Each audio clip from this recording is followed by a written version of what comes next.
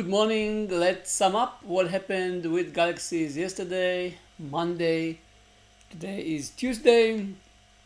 And as always, I'm going to share with you one thing that we achieved, one thing that we learned, and one thing that we find out that we need to fix.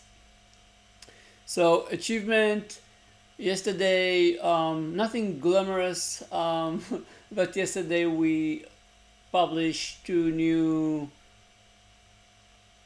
I think, very viable piece of content. By the way, all the content that we are publishing, we are not asking for anything. If you look at other people's sites, they ask you to register, they ask you to give username, like your email, nothing. All you have to do is to get into a blog, read it, and learn from it. So yesterday we published two new piece of information. I think both of them are viable. One was a simple way to see what are the options in the scale between control and self-management and self-organized team, where your organization is and where you should be.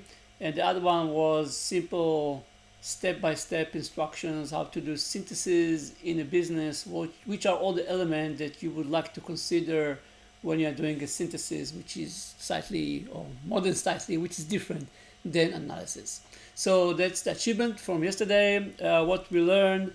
So yesterday I learned about so for a long time I'm looking for an intelligent or competitive intelligent tool, a tool that can help you to aggregate a lot of information, let you validate whatever this information is applicable to you or not, and then consolidate this information in terms of summaries and visualization.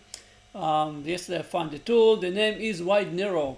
So I don't know how mature it is because I never used it. I just find out that it exists, or something that I learned. WideNarrow, very useful if you're should be very useful if you're doing any kind of analysis, like we are collecting a lot of data and information about all the topics that we are passionate about and try to educate other people about them. So we need such a tool.